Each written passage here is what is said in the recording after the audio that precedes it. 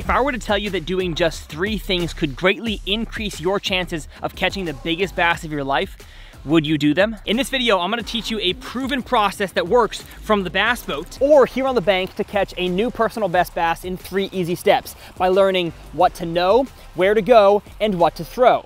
And yes, that rhyme was intentional. This video is brought to you by Bass Forecast. More on them to come later on in the video. So you want to catch a new personal best bass? I've got great news. 3 easy steps. Let's start with number 1, and that is what to know. So for the most part, bass are very predictable creatures. That means they do the same thing year after year. The problem is I see a lot of anglers, especially beginner anglers, not following the very predictable patterns. Now in this video, I'm not going to go deep into detail about the bass seasons. Spoiler alert, there's more than 4 of them that we have as humans. There's more than 4 bass seasons, but I will be making a masterclass video about that soon here on the channel, so stay tuned.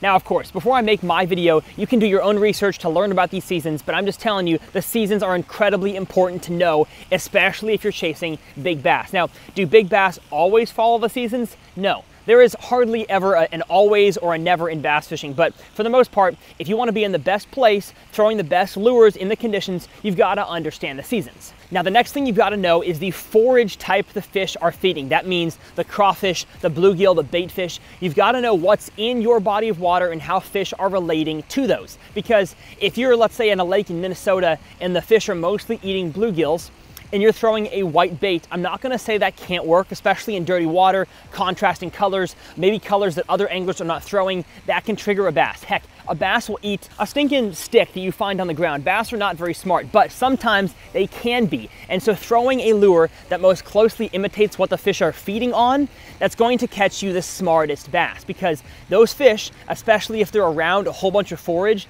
they know exactly what that forage looks like, and the clearer the water, the more important it is to make your bait look like what the fish is throwing. And now, not always totally colors. Sometimes contrasting colors can work well, even in clear water.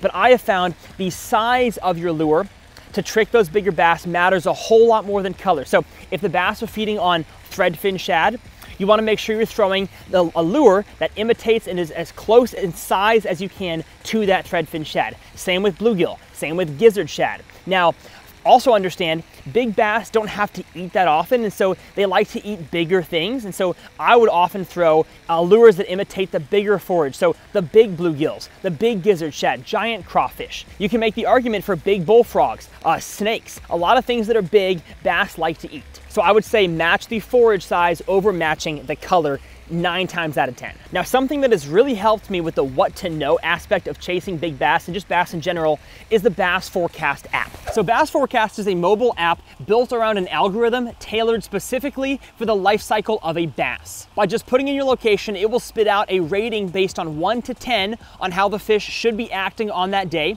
a list of lures and techniques to try, and the speed at which to try them, and locations to try those lures. Again, this thing is built upon the current weather and conditions that affect how the bass are on your body of water on that day. In just 2 clicks, it'll tell you what the major and minor feeding times are based on the moon phase and the current weather in your area. I personally have spent a lot of time designing the inner features of this app, and I can tell you it is accurate and will help you as an angler. So if you love to understand how the weather affects the conditions and therefore the fish and their life cycle, Bass Forecast is the app for you. And one of the features in the Bass Forecast app is a location recommending feature, which brings us to tip number 2 for catching a personal best bass, and that is where to go. Now, this point right here, where to go, might be the most overlooked aspect of chasing giant bass, and it absolutely should not be. Way too many anglers continue to fish the same bodies of water, usually close to their house, expecting different results. And that's just not gonna happen. Okay, I shouldn't say not gonna happen, the likelihood is low. Because the reality is there are bodies of water out there that have the ability to grow big bass, and others that just don't. A lot of that comes from water quality, depth, availability of cover and structure, and fish genetics. All of that together bundles together to give you either a good advantage or a disadvantage when it comes to chasing giant bass. Not all ponds and not all lakes are created equal. And that reason is exactly why I think Texas is the best state to have the possibility of catching an 8-pound bass on a public body of water. Texas Parks and Wildlife, with their fish stocking programs and the ShareLunker program, do so much work to make sure that we as anglers have the best lakes possible. Now, not every lake in Texas is the same. Some lakes are better than others, but I would say on average, a Texas public lake gives you the best chance of breaking your PB. Which is why I make trips out here to West Texas, because they have some of the biggest bass in the world. They're not easy to catch, but I want to break my PB. So if I lived in one of the areas around Texas, Louisiana, Oklahoma, New Mexico, Kansas, and I wanted to break my PB, I would make a trip down to where the big bass are, and you should do the same depending on where you live. You should find that the good ponds, the good bodies of water around your area. Might take a little bit of driving, might take setting up a trip, but sometimes that is what it takes to catch a new personal best. You have to get out of your comfort zone, out of your 30-minute to 1-hour drive, time limit, get out of your area and try to catch some fish in places you might not be as familiar with, because I did that. I drove 4 hours away from home to a lake that I heard had giant bass, and I caught a 14-pounder. I don't know how big this is. I don't know how big this fish is. Now, deciding on location for a new pond is usually a little bit harder because there's not as much public information on ponds as there is lakes. But one thing you can do is utilize Google Earth in their historical images feature. By doing this, you can see how old a body of water is, how healthy it's been throughout the years, and if it was made for residential purposes or for a farm or a ranch. If you see that it's the latter, there's a better likelihood of good fish genetics being in that pond. So again, I can't emphasize this enough. Where to go is crucial in catching a new personal best bass. I'm not gonna say you can't do it by fishing the same bodies of water, but your likelihood, your chances are lower than if you go somewhere that has a known history, a record of producing bigger bass. Lastly, we've got to cover one more tip when it comes to catching your new personal best, and that is what to throw. So over the years, I have caught many bass over 8 pounds, which I feel like would be a personal best for most bass anglers out there.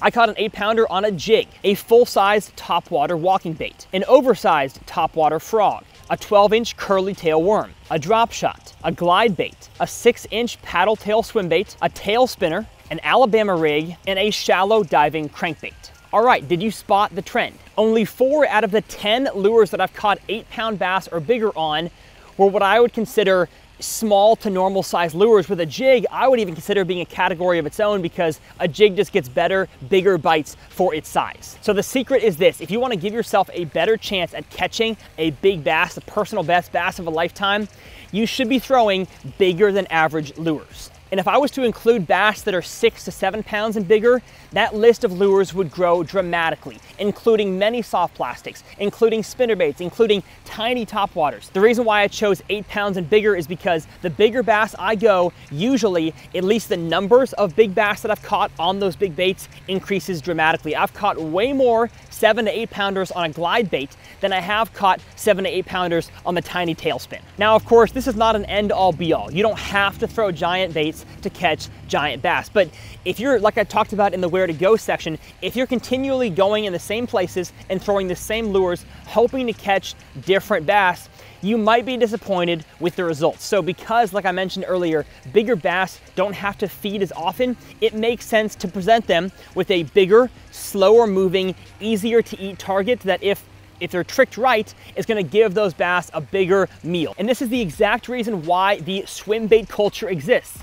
Oliver Nye did not build the Big Bass Dreams brand around the drop shot or the wacky rig or the spy bait and Ned rig, because those, for the most part, are not Big Bass Dreams type lures. He built it around the giant swim bait, the glide bait. And so my purpose in making this video was to encourage you guys with, I think, some best practices for catching a new personal best bass. Now, if this video encouraged you and you want to go chase a big bass for the first time throwing big swim baits, I will leave my swim bait masterclass up here in this corner. In this video, I hung out with swim bait expert Grant Langmore and picked his brain on how to catch giant bass. So click that video and we'll see you guys next time right here on TRF.